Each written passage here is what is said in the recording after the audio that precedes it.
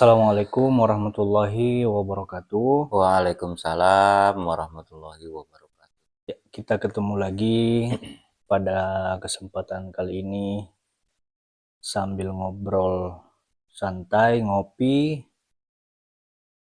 dan kita akan membahas tema yaitu beribadah itu harus ada hubungan dengan Allah. Nah, Lebih tepatnya beribadah itu ketika ada hubungan dengan Allah. Oh iya. Jadi apapun ibadah yang kita lakukan, ketika tidak ada sambungan atau tidak ada hubungan dengan Tuhan, maka ibadah itu sia-sia. Ya, hanya sebatas ibadah Hanya jasa. sebatas ritual tanpa ada sambungan dan hubungan akan Allah Subhanahu wa Ta'ala. Nah, seperti apa kira-kira tuh, Pak? Jadi gini, kalau kita mengambil tema tadi ya, dalam arti ketika ibadah itu ketika ada hubungan dengan Allah. Nah, karena banyak yang merasa beribadah padahal sesungguhnya mereka belum beribadah. Mereka sholat, tapi sesungguhnya mereka belum sholat.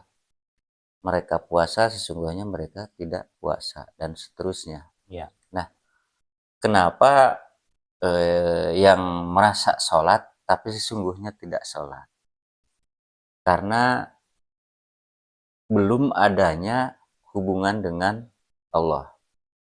Nah, bagaimana agar kita punya hubungan dengan Allah? Tentu ketika kita ada hubungan, mesti kenal dulu. Ya. Ya kan? Nah, Sebelum baru adaptasi ada hubungan. Ya. Nah, ketika kita ingin kenal, otomatis kita mesti ketemu dulu. Ya. Makanya awal beragama itu awaluddin ma'rifatullah. Awal beragama mesti kita kenal Allah. Nah, ketika kita sudah kenal, sudah bertemu, disitulah baru adaptasi ada hubungan. Nah, kalau hanya sebatas ibadah, Ritual. tanpa ada hubungan dengan Allah, itu hanya sebatas ritual. Ya. Rutinitas Ya. Fisik, bahasanya kan gitu. Hanya sebatas rutinitas fisik. Nah, karena ibadah itu hanya urusan ruh, maka ruh itu harus bisa tersambung akan atau terhubung akan yang maha ruh. Dan itu mesti melalui guru ruhani. Nah, banyak di luar sana selalu menyerukan untuk beribadah dan jangan tinggalkan sholat. Ya. Nah, banyaknya para pemuka agama yang menyuruhkan ibadah, tapi tidak tahu teknik metodologinya ibadah agar ibadah kita di dunia tersambung atau terhubung akan Allah di alam maharuh. Ya. Atau alam maha akhirat, kan gitu. Ya. Nah, tentu itu mesti ada tekniknya, ada metodologi, ada cara dan jalannya yang mesti kita tempuh. Nah, karena kalau kita asal-asalan beribadah, asal sholat, asal puasa, asal zakat, asal haji, yaitu hanya sebatas ibadah jasad yang hanya berlaku di dunia saja. Nggak ada hubungan. Nggak ada hubungan karena Tuhan. tidak ada hubungan dengan Allah itu sendiri. Nah, makanya bagaimana kita agar terhubung akan Allah? Ya. Yaitu tadi kuncinya mesti kenal dulu. Nah, ketika kita ingin kenal, mesti ketemu dulu kan gitu. Nah, bagaimana kok kita bisa ketemu gitu? Sedangkan Allah itu laisa kamitslihi syai'un. Ya. Betul, Allah yang di alam maharuh atau Allah yang di malam di maha di alam maha akhirat itu laisa kamitslihi syai'un. Tidak bisa dibayangkan. Tidak bisa dibayangkan, tidak bisa diperumpamakan dan tidak serupa dengan apapun. Lalu bagaimana agar kita punya hubungan dengan Allah, kan gitu? Ya. Maka Allah sudah berfirman bahwa ketika Allah menghubungi manusia itu melalui wahyu Ya. yang Lewat dibalik utusannya. dibalik tabir melalui utusannya. Ya. Nah, itu yang jarang dibahas atau diterangkan di luar sana.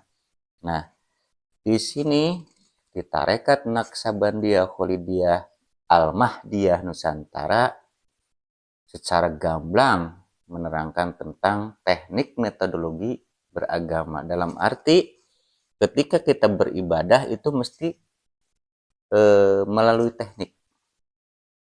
Ya. Harus mengetahui caranya, jalannya, alamatnya, kan gitu. Agar ibadah kita di dunia terhubung akan Allah di alam maha ruh atau alam maha akhirat. Nah, itu.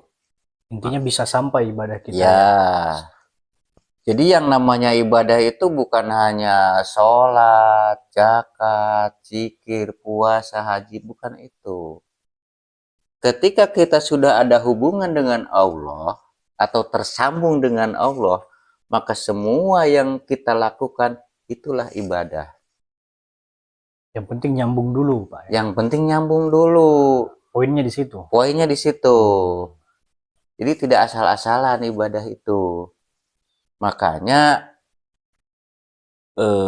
beragama itu bukan dengan akal. Ya. Mesti dengan ruh. Karena agama itu urusan ruh. Dalam arti agama itu hanya tentang ruh. Ya. Nah, jadi yang akan terhubung, tersambung ke hadirat Allah Subhanahu wa taala itu ya hanya ruh. Ya. Nah, ruh itu yang di mana letaknya, kan gitu. Ya. Ruh itu ada di balik kolbunya orang-orang yang beriman. Dalam arti ruh yang telah tertanamkan nur. Jadi orang-orang yang beriman itu ketika ruhnya telah ditanamkan nur atau telah diaktifasi. Kan gitu. Ya. Nah, jadi itulah teknik beribadah agar ibadah kita sampai ke hadirat Allah Subhanahu wa taala. Karena kita nggak bisa ibadah secara manual. Dalam arti manual tuh begini. Asal beribadah, asal menjalankan perintah, katanya bahasanya seperti itu. Ya. Sedangkan tidak pernah mengenal siapa yang memerintah. Nah, ketika kita menjalankan perintah, mestinya kita tahu siapa yang memerintah. Ya. Kan gitu. Di luar sana kan yang sepengetahuannya Ya. yang memerintah itu Allah. Nah, Tapi kan nggak jelas Allah yang mana? Nah, itu. Makanya kebanyakan mengenal Allah itu hanya sebatas mengenal namanya saja. Kan gitu. Padahal setiap nama pasti ada pemilik namanya. Ya. Itu yang mesti kita cari sampai ketemu. Nah, siapa sih pemilik nama Allah tersebut, kan gitu. Itu ya tidak mungkin ya, mungkin tidak banyak diterangkan di luar sana.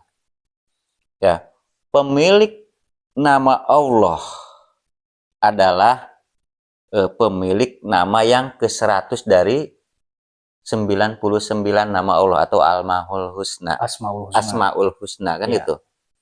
Nah, itu jarang memang ya, bahasanya yang ke-100 itu memang dirahasiakan. Iya. Sebenarnya sudah tidak ada rahasia ketika sudah kenal. Ya. Kenapa ada kalimat oh itu rahasia Tuhan? Karena belum tahu, belum kenal. Karena belum kenal. Ketika kita sudah kenal ya sudah tidak ada lagi rahasia. Ya. karena Tuhan itu tidak mau menyembunyikan rahasianya ketika kita sudah mengenalnya. Ya. Kan gitu. Nah, jadi apa ya? Ketika kita mendapatkan perintah atau bahasanya kewajiban, itu mesti kita telaah dulu. Contoh, kita diwajibkan sholat. Nah, makna dari sholat itu apa? Kan gitu. Ya. Karena makna dari sholat atau hakikat dari sholat itu bukan di gerakan dan bacaannya, Mas.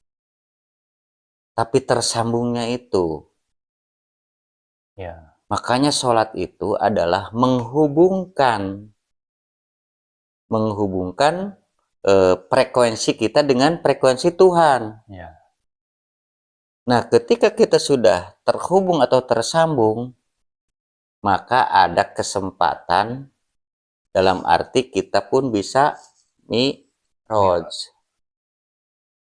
Mi'raj itu apa sih, Pak? Nah, mi'raj itu di luar sana dibahasnya atau dipercayainya bahwa mi'raj itu hanya bisa dilakukan oleh Nabi Muhammad. Ya, yang bisa naik ke langit ketujuh. Ya, diceritakannya Nabi Muhammad naik ke langit ketujuh dengan berkendaraan buruk Ya. yang digambarkan kuda bersayap. Itu sebenarnya kias atau bahasa sanepan atau bahasa siloka. Nah, sebenarnya yang disebut mi'raj itu naiknya kesadaran dari alam sadar ke alam Di atas atas. sadar. Ya. Jadi kita itu naik dimensi, Mas. Dimensi kesadarannya. Dimensi kesadarannya. Karena kebanyakan turun dimensi. Dari alam sadar turun ke alam bawah sadar. Yang disebut gelombang infra. Nah, di alam bawah sadar itulah atau di gelombang infra itulah tempatnya yang namanya hikmah, karomah, Ya, kesaktian. kesaktian, kesuksesan. Nah, akan tetapi jalurnya itu bukan di jalur ketuhanan. Jalurnya di selain ketuhanan. Ya, selain Tuhan lah, Mas. Selain Tuhan. Selain Tuhan itu apa? Bisa setan, bisa jin. Nah, itu. Makanya ada keterangan, sebelum kau beserta Allah, maka sesungguhnya engkau beserta setan. Kan gitu. Jadi apapun yang kita lakukan, entah itu ibadah, entah itu sodako, entah itu kebaikan apapun yang kita lakukan, sebelum kita beserta dengan Allah, sesungguhnya beserta dengan setan. Ya. Kan gitu. Atau kalau kita tidak beserta Allah, maka beserta dengan setan. Ya. Ya. Nah, makanya ketika kita belum beserta dengan Allah, besertalah dengan orang yang telah beserta Allah. Kan gitu. Karena orang itu bisa menyambungkan akan Allah ya. Nah, ada sambungan. Karena manusia itulah yang akan menghubungkan atau menyambungkan kita ke hadirat Allah Subhanahu wa taala. Ya. Lewat manusia itu. Lewat manusia itu yang dibaliknya ada sistem wasilah. Penghubung. Ya. Jadi bukan manusia itunya yang menyambungkan, tapi sistem wasilahnya itu yang menyambungkan. Ya. Karena dibalik manusia itulah ada sistem wasilah atau tali penghubung antara manusia dengan Tuhannya. Jadi ya bukan percuma sih ya, sayang sekali ketika orang yang rajin melaksanakan ibadah, baik itu sholat, puasa, zakat, dan haji, tapi tidak ketemu sambungannya, tidak ketemu channelnya, atau tidak ketemu gelombang Tuhannya, itu hanya sebatas ritual atau rutinitas fisik. Ya, karena kita nggak mungkin melaksanakan ibadah atau amalan-amalan yang lain otomatis gitu sampai ke Allah nggak bisa Pak ya? Nggak bisa. Karena Allah itu menurunkan wahyunya pun melalui sistem. Dan kita ingin menghubungkan diri kepada Allah Subhanahu wa Ta'ala pun Lewat sistem mesti itu lewat juga. sistem itu juga. Ya. Gitu. Makanya ayatnya carilah wasilah atau jalan untuk Ya. mendekatkan diri kepada Allah. Kalau nggak salah itu surat Al-Maidah ya, ayat 35 ya. Ya, kayaknya Pak. Ya, wabtagu ilaihil wasilah. Nah, untuk cari ayatnya silahkan tinggal browsing. Iya, gampang. Kan gitu. Karena kami di sini bukan ahli kitab. Ya. Dan memang kami akan dihadapkan dengan para ahli kitab. Ya.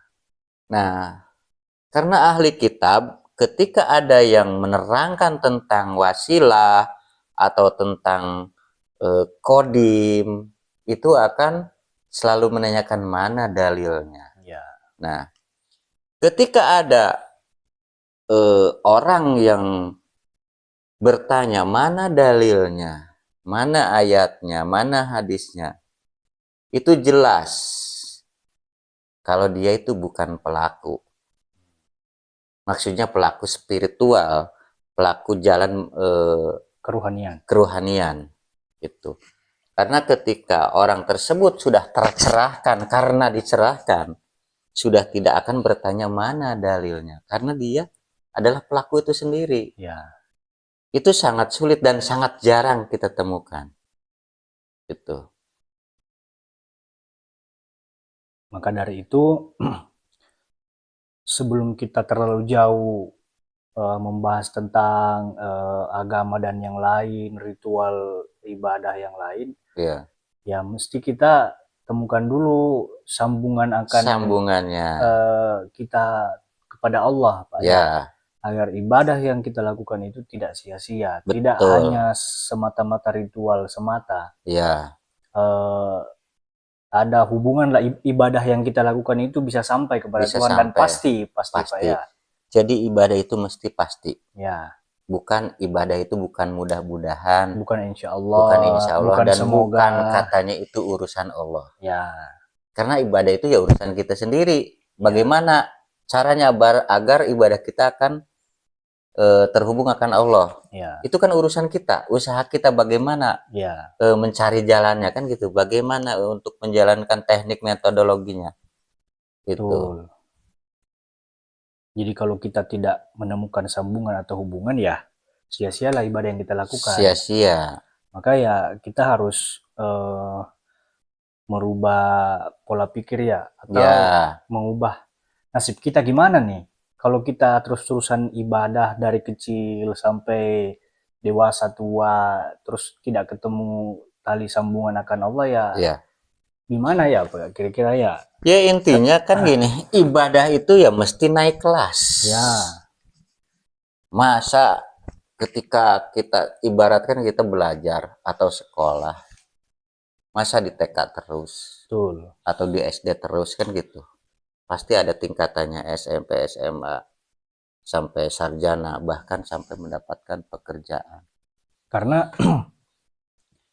Allah juga kan menyuruh kita untuk mencari. Artinya kita tidak bakalan bisa ketemu kalau kita tidak mencari. Betul. Kalau kita hanya sekedar diam atau mendengarkan ceramah atau apa gitu, kita tidak akan pernah bisa ketemu ketika kita tidak ada usaha untuk mencari. Dan Allah itu tidak akan merubah nasib kita atau keadaan kita kalau bukan kita sendiri yang merubahnya. Betul, betul. Sebagaimana ayatnya, innallaha, sesungguhnya Allah, la yugayyiru ma biqaumin hatta yugayyiru ma bi anfusihim. Bahwa sesungguhnya Allah itu tidak akan merubah keadaanmu atau nasibmu jika bukan kau sendiri yang merubahnya. Artinya memang kita disuruh mencari, mencari tali sambungan akan Allah di dunia ini. Karena yang terhubung akan Allah kan bukan badan kasar kita ini, bukan jasad ini. Betul. Tapi di balik badan kasar ini ada ruh. Nah, ruh itulah yang nantinya akan berpulang ketika sudah waktunya jasad kita, badan kasar kita kembali ke tanah, ruh kita yang dibalik jasad ini akan kembali ke maha ruh. Nah, masalahnya adalah ketika ruhani itu tidak bisa berpulang, tidak bisa menemukan alamatnya, ya maka ruh itu akan tersesat sebenarnya. Ya. Tidak bisa naik, tidak bisa turun. Maka ketemulah ayat, kamu akan mengalami kehidupan kembali. Betul, ya. Ya syukur-syukur kalau menempati wadah manusia lagi, Pak. Ya. Ketika dihidupkan. Masih bisa ada kesempatan lagi untuk mencari jalan pulang. Ya, karena kan ayatnya jelas di Al-Quran bahwa kau akan dihidupkan, dimatikan, kemudian dihidupkan lagi, kemudian kepada Allah lah kamu dikembalikan. Sampai bisa menemukan jalan kepada Allah kan. Sumayumitukum, sumayuhikum, sumailahi turja'un. Itu kan jelas bahwa ketika ruh itu tidak bisa berpulang, maka akan kembali lagi di kehidupan yang baru. Ya. Sampai ruh itu bisa berpulang. Ya, betul. Kapan ruh itu bisa berpulang? Ya, ketika dia sudah menemukan atau mengetahui jalan pulangnya ruh itu, caranya seperti ini, jalannya seperti ini, metodologinya seperti ini. Jadi sering kita mendengar ya Mas, tuntutlah ilmu sampai ke negeri Cina. Nah, itu artinya kita jangan mentok di satu pemahaman. Ya. Kita harus cari sampai ketemu. Karena tidak cukup hanya mencari. Ya. Harus sampai ketemu. Sampai harus ketemu gitu. Ibaratnya kita harus menjolok. Rahmat Tuhan itu harus dijolok. Ya. Kalau tidak ya nggak bakalan turun. Nggak bakalan turun. Makanya harus ada usaha untuk mencari. Ya, betul. Di mana ke alamat Tuhan itu sewaktu kita hidup di dunia. Ibaratkan ketika kita belum mengetahui satu alamat, contoh. Ya. Kita mau ke Jakarta. Kalau kita belum ketemu alamatnya, maka kita akan tersesat atau tidak akan sampai ke Jakarta. Ya. Bagaimana kita mengetahui alamat Jakarta? Minimal bertanya. Ya. Kemana alamat ke Jakarta? Nah, otomatis orang yang sudah bolak-balik atau mondar-mandir ke Jakarta akan memberi petunjuk. Ya. Jalannya tuh ke sini, naik ini, nanti turun di sini. Ya. Itu udah jelas kan?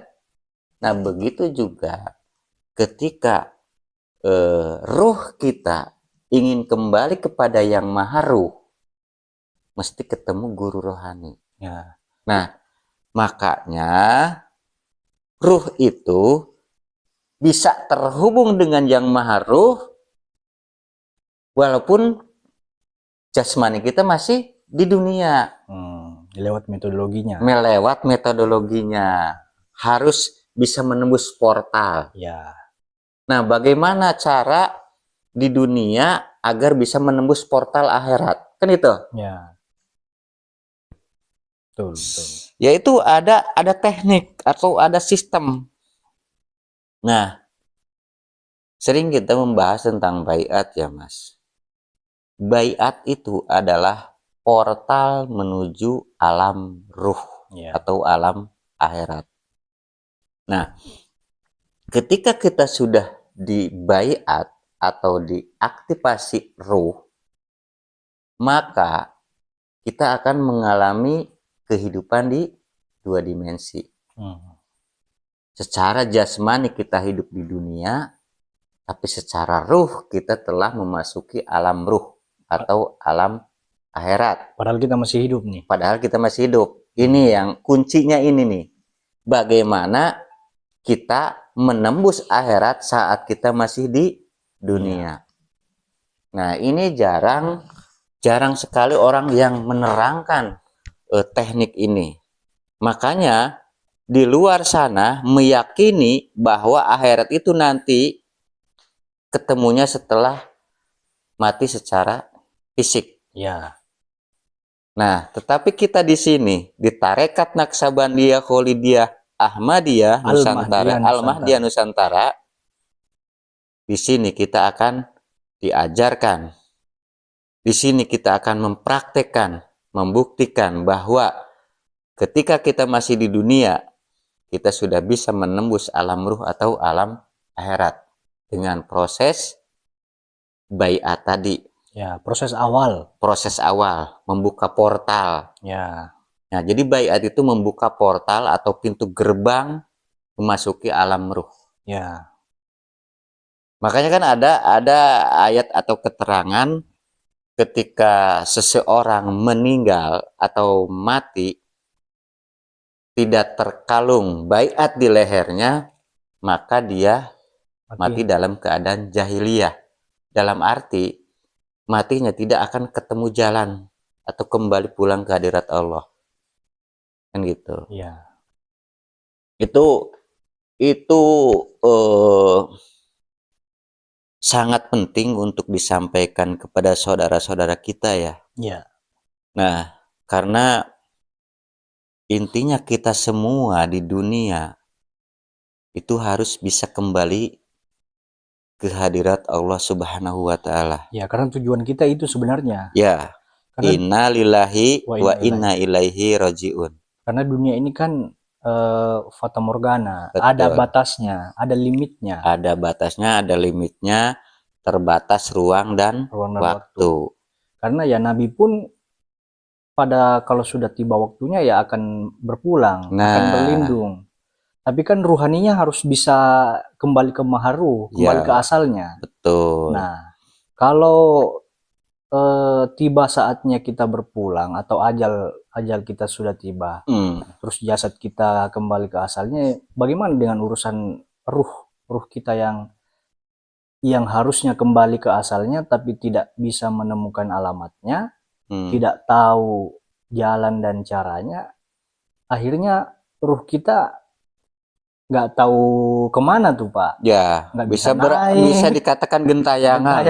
Gentayangan. Karena tidak jelas kemana ini tujuannya. Nah, ketika ruh gentayangan dalam arti ketika ruh tidak bisa kembali kepada yang maha ruh, maka ruh itu akan mencari tempat atau wadah. Entah itu menjadi kuntilanak, genderowo, hewan, nabati, bendawi. Ya. Nah, jadi kembali lagi ke dunia. Karena nggak bisa berpulang. Karena nggak bisa berpulang. Karena ketika ruh tidak bisa kembali kepada yang maha ruh, maka ruh akan berputar di dunia. Ya. Itulah maka yang langkah awal sebenarnya adalah ditanamkannya nur itu dulu ya. Ya. Dalam kolbu setiap mukmin, orang mukmin. Betul. Jadi ketika dibaiat ditanamkan nur iman dan nur kitab itu adalah kita itu ditanamkan apa ya? Kalau mungkin di dalam teknologi kita itu dibikinkan tower untuk menangkap sinyal. Nah, kalau baiat itu kita ditanamkan nur agar kita bisa menangkap wahyu-wahyu Allah. Jadi kita ditanamkan pemancar, bahasanya kan pemancar. Ya. Agar kita bisa menemukan gelombang dan menyatukan gelombang dengan gelombang Tuhan. Berarti ketika nur itu sudah ditanamkan di kolbunya kita, berarti baru bisa dikatakan beriman Pak ya. Ya. Tidak cukup hanya dengan ucapan saya telah beriman. Betul. Iman itu kan nur, secara hakikat kan nur. Jadi beriman itu bernur. Nah, orang beriman itulah atau bernurlah ya, yang bisa terhubung akan yang maha nur. Ya. Nah, itu. Karena kan di Al-Quran itu selalu ayatnya ya ayyuhallazina amanu, hai orang-orang yang beriman. Ya. Berarti memang dikhususkan orang-orang yang beriman. Betul. Nah, jadi ibadah itu dikhususkan kepada orang-orang yang beriman. Jadi ibadah itu tidak asal-asalan. Ya. Asal sholat, asal puasa, asal zakat dan lain sebagainya. Orang yang tidak ditanamkan nur di dalam kalbunya belum bisa dikategorikan beriman ya? Belum bisa dikatakan beriman dan belum bisa beribadah. Sekalipun beribadah ya tidak akan terhubung, akun tidak tersambung ke hadirat Allah Subhanahu wa Ta'ala. Makanya jelas perintah dari Allah, carilah wasilah. Itu sudah jelas perintah Allah, carilah wasilah untuk mendekatkan diri kepada Allah. Ya. Jadi wasilah itu adalah tali penghubung atau gelombang yang akan menghubungkan dengan gelombang Tuhan. Atau nur, bahasa yang familiarnya di Islam nur lah. Ya. Tapi kita menyebutnya gelombang atau frekuensi kan gitu. Sebenarnya kan sama aja, nur, ruh, gelombang, frekuensi sama aja, isinya itu juga. Ibaratkan rumah kita yang sudah dipasang listrik, ada setrumannya, kita nggak harus memikirkan bagaimana untuk menyalakan kipas, mesti ke sumber listrik di sana yang jauh ya. Yang jauh kan cukup gitu. Yang terdekat saja. Cukup yang terdekat ya. Kita tinggal apa? Tinggal cari colokannya. Ya. Karena sumber listrik yang jauh di sana nyambung sampai sini. Sudah nyambung, dalam arti mengalir sini kan. Karena gitu. kabelnya itu atau penghantarnya itu ada listriknya. Ada listriknya, ada strumnya kan. Begitu gitu. kita colokan kipas angin atau televisi atau apapun saja perangkat elektronik, maka akan nyambung dengan sumber listrik yang di sana. Nah, yang jauh. Gitu. Ya, seperti itu sederhananya, Pak. Sederhananya itu atau gambarannya gitu, secara logikanya ya, seperti itu. Jadi kita tidak harus memikirkan Allah yang laisa kamitslihi syai'un. Karena sampai kapanpun nggak akan pernah bisa terfikirkan tuh. Tidak akan terpikirkan dan tidak akan ketemu. Ya. Kita mencari ke ujung dunia sekalipun ke ujung langit, tidak akan ketemu Allah yang laisa kamitslihi syai'un. Yang di ujung akhirat tertinggi. Ya. Dalam arti kan gini, Nabi Muhammad menyampaikan bahwa Allah di atas lapis langit ketujuh, atau di ars. Itu bukan berarti di atas langit ketujuh dalam arti langit yang terlihat secara zahir. Ya, bukan itu ya. Bukan itu. Jadi lapisan dimensi yang ada di balik dirimu sendiri. Makanya kolbunya orang-orang yang beriman adalah singgasana Allah. Singgasana Allah itu ada di balik kolbunya orang-orang yang beriman. Begitu. Maka dari itu ya, sebelum kita terlalu jauh untuk melaksanakan ritual ibadah, maka mesti ada sambungan dulu akan Cari Tuhan. Dulu sambungannya. Harus mengenal dulu atau harus ketemu dulu. Iya. Nah, itu kan di setiap zaman selalu ada utusan atau Rasulullah. Betul. Karena Rasulullah itu tidak akan pernah mati. Yang mati itu adalah Nabi Muhammad yang meninggal. Tapi isi di balik Nabi Muhammad atau Rasulullah itu akan selalu berpindah.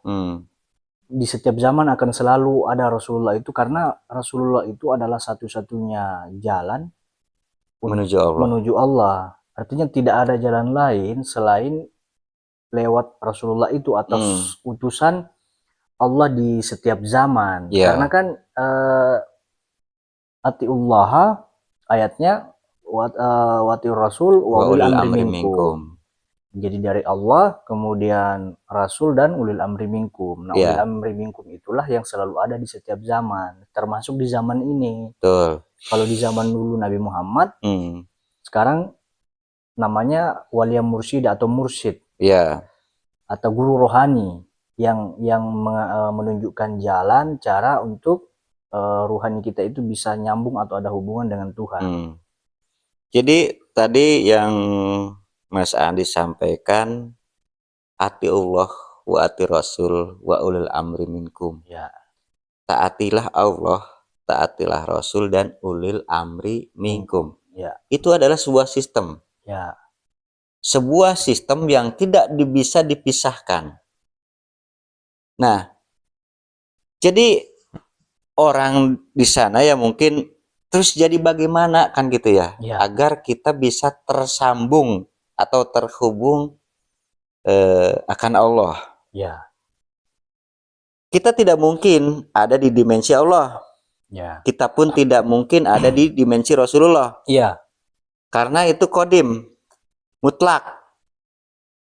Ya, Allah itu mutlak, bahkan di alam maha mutlak. Ya.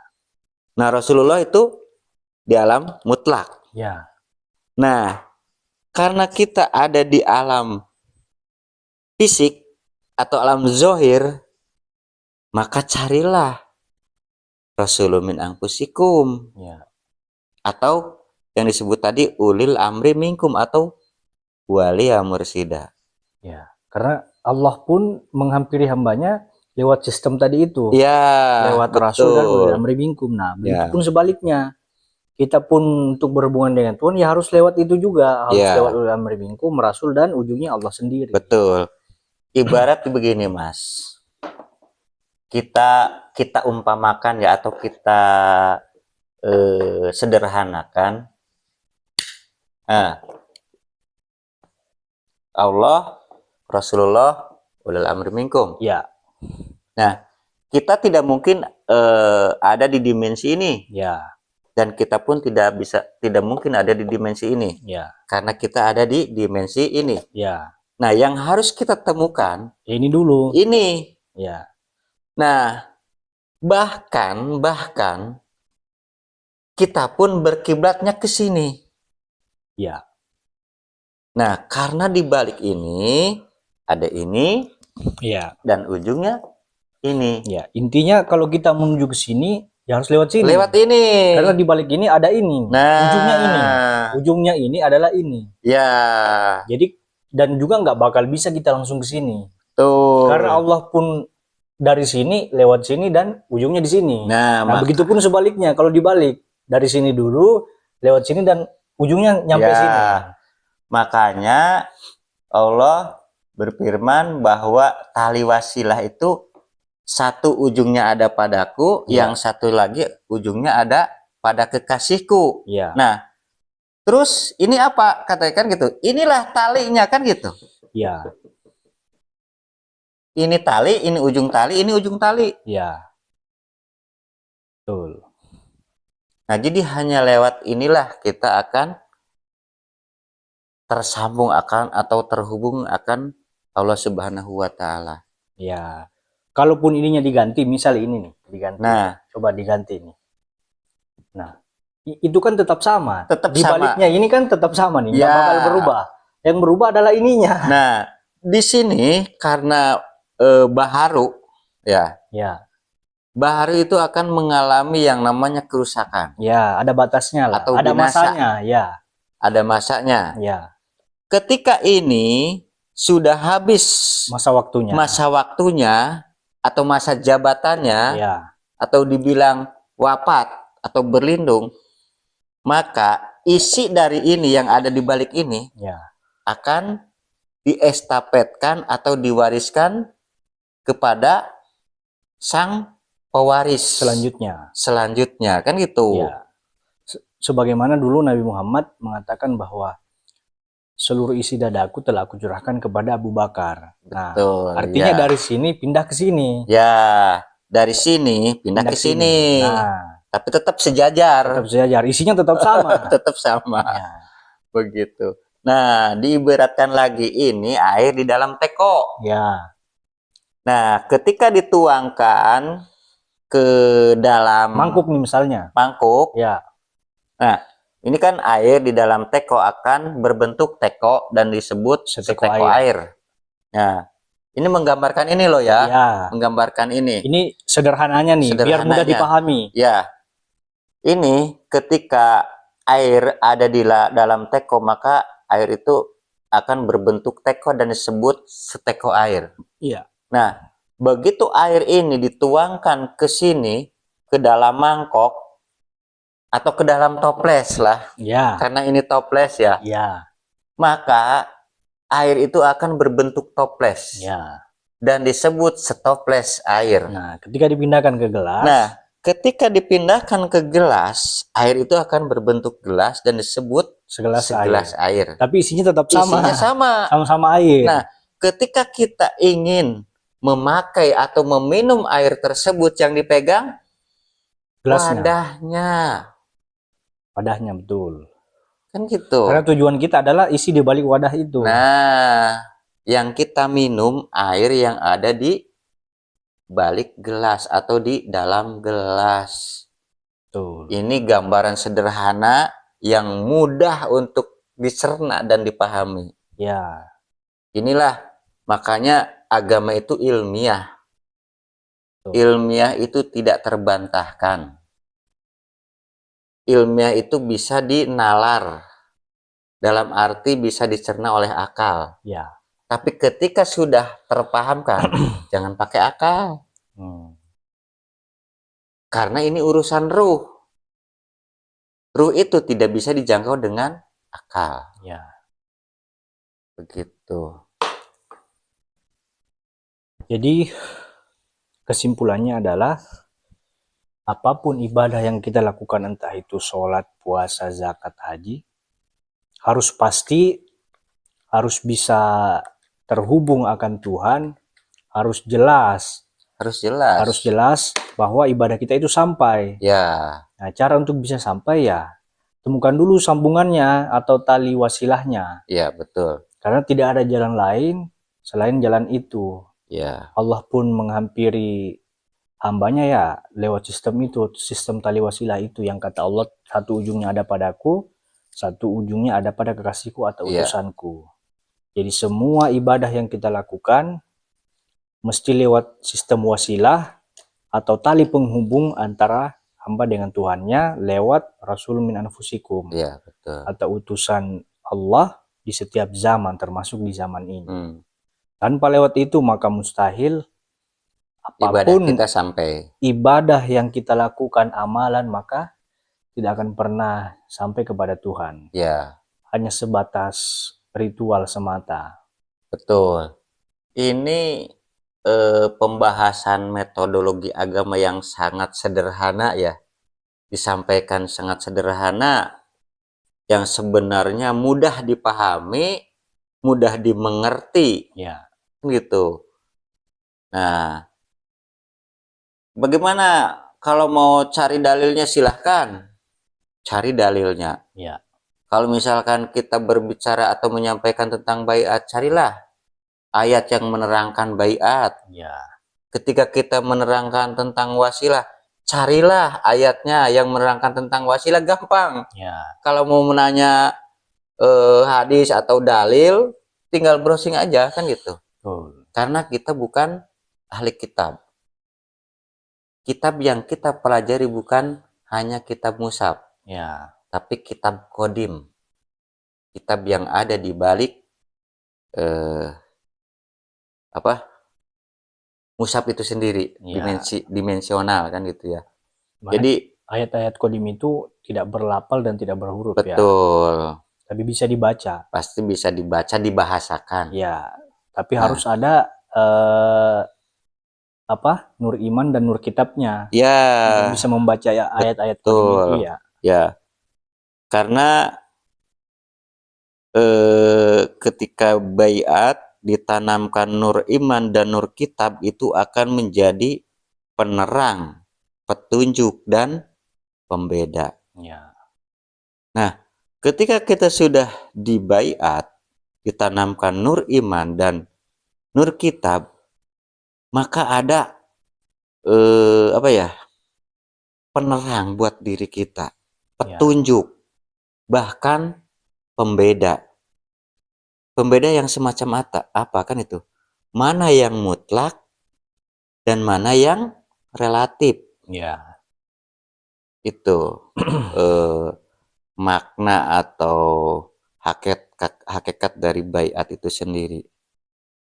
Intinya, ketika kita sudah dibaiat, kita sudah terbuka atau sudah membuka portal untuk memasuki dimensi akhirat. Ya. Intinya ada hubungan lah. Ya. Dan disitulah mulainya kita ada hubungan dengan Tuhan. Allah. Maka semua ibadah yang kita lakukan ada hubungan, ada sambungan akan Allah. Ya. Karena kalau kita beribadah tidak tahu ilmunya, ya bisa dibilang sia-sia. Kenapa dibilang sia-sia? Kenapa nggak mengejar lebih dalam atau lebih lebih ke maknanya kan gitu. Ya, makanya Allah menyuruh kita itu hambanya untuk mencari ya. Dan memang harus dicari sampai ketemu. Nah, ketika belajar terus belajar, karena dunia ini tempat belajar. Makanya ketika sudah ketemu ya semua ibadah yang kita lakukan sudah ada hubungan dengan Tuhan. Ya. Tidak lagi dengan mudah-mudahan sampai atau mudah-mudahan Allah menerima ya. Ya. Kita sering mendengar ketika ditanya bagaimana dengan ibadahmu? Ya. Jawabannya itu urusan Allah. Itu yang sering kita dengar. Ya. Padahal ibadah kita urusan kita. Nah, bagaimana agar ibadah kita terhubung akan Allah? Ya. Nah, disitulah ada perjuangan, ada pencarian. Karena ya ruh itu memang urusan Tuhan. Ya. Tapi ruh kita ya urusan kita sendiri. Betul. Bagaimana caranya ruh itu bisa kembali berpulang atau ada hubungan dengan Allah? Ya. Ya. Kira-kira seperti itu pembahasan kita pada ngobrol santai di kesempatan kali ini. Ya. Nanti kita akan ketemu lagi di pembahasan yang selanjutnya di tema yang berbeda. Tema yang berbeda, ya. Oke, cukup sekian. Ilahi anta maksudi waridaka matlubi. Wassalamualaikum warahmatullahi wabarakatuh. Waalaikumsalam warahmatullahi wabarakatuh.